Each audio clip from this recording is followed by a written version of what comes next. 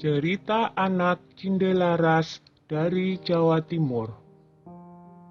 Kerajaan Jenggala adalah kerajaan yang makmur. Namun, semenjak rajanya yang bernama Raden Putra memiliki selir, semua jadi berubah.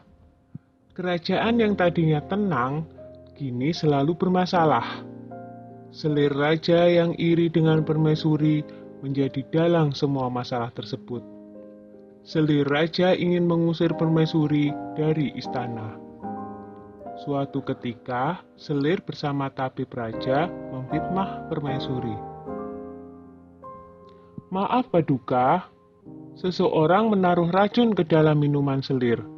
Tidak ada pelayan Paduka yang berani masuk ruangan ini kecuali permaisuri, kata tabib dengan meyakinkan. Raden Putra sangat terkejut dan marah mendengar itu. Ia memerintahkan patihnya untuk membuang permaisuri ke hutan. Untunglah Sang Patih adalah seorang yang bijaksana.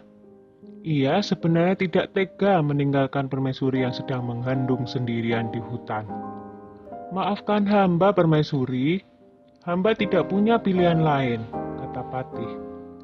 Patih membuatkan rumah kecil untuk permaisuri dan kemudian meninggalkannya. Setelah beberapa bulan di hutan, sang putri melahirkan seorang anak laki-laki. Anak itu diberi nama Cinderalas. Karena lahir dan tumbuh di hutan, Cinderalas berteman dengan binatang-binatang di hutan itu. Suatu hari, di saat asik bermain, seekor burung Raja Wali menjatuhkan sebutir telur. Cinderalas mengambil telur itu dan bermaksud menetaskannya. Tetapi secara ajaib, telur itu menetas menjadi seekor anak ayam. Cinderalas sangat menyayangi anak ayam itu. Kian hari, anak ayam itu tumbuh menjadi seekor ayam jantan yang gagah dan bersuara merdu. Kicauan seperti seekor burung yang tengah bersiul nyaring. Yang lebih mengejutkan adalah, setelah bersiul nyaring, ayam itu berkokok. Kukuruyuk! Tuanku adalah Cinderalas. Rumahnya di tengah rimba, atapnya daun kelapa. Ayahnya Raden Putra.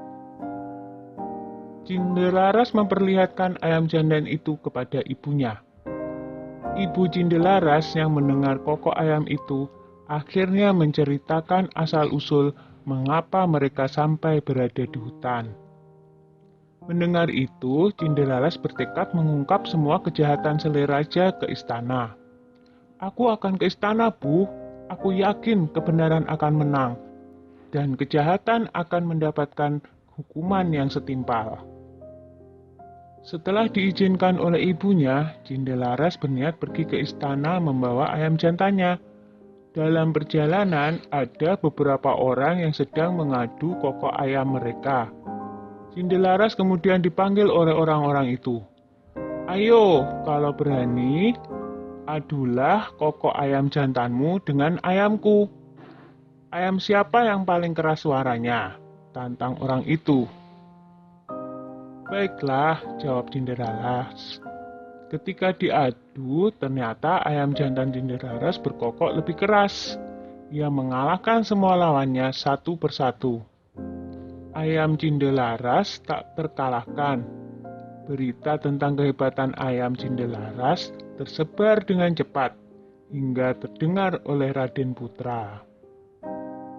Raden Putra penasaran dengan kokok ayam milik Cinderalas. Ia menyuruh hulu balang untuk mengundang Cinderalas ke istana. Hamba menghadap Paduka, kata Cinderalas dengan santun. Anak ini tampan dan cerdas.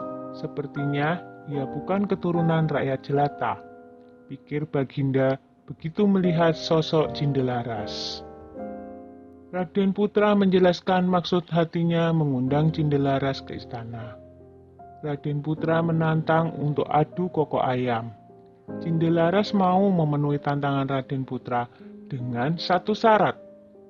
Jika ayamnya kalah, maka ia bersedia mengabdi mengurus ayam Raden Putra seumur hidupnya.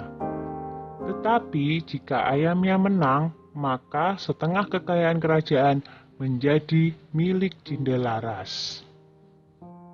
Raden Putra menyanggupi tantangan Cindelaras.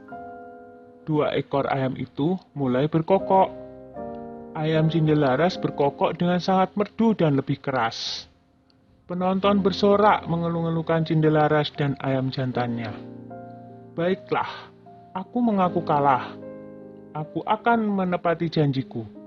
Tapi, siapakah kau sebenarnya, anak muda? Kata Raden Putra penasaran. Cindelaras lalu membisikkan sesuatu kepada ayamnya.